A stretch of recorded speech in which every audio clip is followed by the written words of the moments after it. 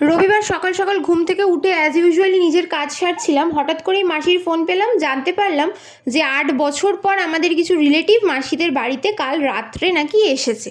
তো ভালো কথা, এইসব শুনে খুব এক্সাইটেড হয়ে আমরা রীতির মতো কিছু না খেয়েই শুধু স্নান আর পুজোটা সেরে ঝটপট করে বেরিয়ে পড়লাম। এতদিন পরে মাসিদের বাড়িতে যাচ্ছি, প্লাস এত বছর পর ওদের সাথে দেখা হবে, কিছু না নিয়ে খালি হাতে তো যাওয়া ভালো দেখায় না একদমই। সেই কারণে একটু মিষ্টি নিয়েছিলাম, আর দুটো ছোট ছোট বাচ্চা ছিল, মানে অর্থাৎ আমার ছেলে আর ওদের দুটো, মানে 3জন ছিল আর কি। তো 3টে বাচ্চার জন্য 3টে চকলেট নিয়ে বেরিয়ে পড়লাম। আর যখনই কিনা তাড়াহুড়ো থাকবে আমাদের, আমার ছেলে কিছু না কিছু একটা কাণ্ড ঘটাবেই। কী করেছে, গাড়ির মানে বাইকের তো একদম সামনে বসবে, পিছনে বসতে চাইবে না, আর হ্যান্ডেলটা গাড়ি স্টার্ট দেওয়া মাত্রই ঘুরিয়ে দিয়েছে, আর একটু হলেই পড়ে যেত, কিন্তু ওর বাবা বাঁচিয়ে নিয়েছে। তো এইসব করতে করতে মাসির বাড়ির গলিতে ঢুকে গেলাম। তারপরেই যাদের সাথে দেখা করতে এসেছি দেখি তারাই কোথায় বেরিয়ে যাচ্ছে। তো তারপরে আবার যদিও তারা কিছুক্ষণের মধ্যে চলে এসেছিল, এরই মধ্যে ওরা চলে আসার সাথে সাথেই আমার বর আর আমার মেসোকে ফার্স্টে খেতে দিয়ে দেওয়া হলো, কারণ মহিলা সমিতি একসাথে খেতে বসা হবে বলেই। তো ওদেরকে আগে ছেড়ে দেওয়া হলো। আজকে দুপুরে একদম সিম্পল মেনু ছিল, পাতলা করে মুসুরির ডাল, পটল আলু ভাজা, আর হচ্ছে চিকেন কষা।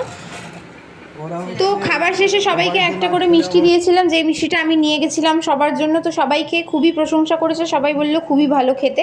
তো লাস্টে আমিও একটা নিয়ে নিলাম, নিয়ে খেতে যাব। তার মধ্যে এই বিচ্ছিরি মার্কা জিনিস কিশমিশ, এটা আমার একদম দু চোখে সহ্য হয় না। যাই হোক, কিশমিশটাকে অ্যাভয়েড করে শেষ পর্যন্ত মিষ্টিটা বেশ ভালোই লাগলো। এইসব করে এরোর ঘরে ঘুরতে ঘুরতে দেখলাম সবাই ঘুমাচ্ছে, শুধু আমি একাই ভূতের মতো এদিক ওদিক ঘুরে বেড়াচ্ছি। তাই আর ঘুরে না বেরিয়ে একটু রেস্ট নিয়ে নিলাম। বিকেলের মধ্যেই ওরা সবাই দেখলাম উঠে পড়েছে। আর এই যে দুটো পুচকে এই দুটো তো চিৎকার চেঁচামেচি শুরু করে দিয়েছিল। আর ওই যে শুয়ে আছে যে, সেটা হচ্ছে আমার মামা, অর্থাৎ ও হচ্ছে যিনি এসেছেন উনি হচ্ছেন আমার দিদা, মানে এই যে ইনি হচ্ছেন আমার ছোট দিদা, অর্থাৎ আমার মায়ের ছোট বোন, মানে আমার যে দিদা মারা, উনি নেই আর বেঁচে, ওনার ছোট বোন। আর এটা হচ্ছে ওনার মেয়ে, আর ওই যে যাকে দেখালাম ওটা হচ্ছে ওনার মেয়ে। এই যে এটা হচ্ছে ওনার মেয়ে, আর ওই যে পিছনে যে শুয়েছে সেটা হচ্ছে আমার মা। তো ওই যে মামার কথা বলছিলাম, তো ও আর আমি হচ্ছি প্রায় সমবয়সী, আমার থেকে 1-2 বছরের বড় জাস্ট। তো এইসব করে সমস্ত কিছু করে বেশ ভালোই আজকে দিনটা কাটালাম।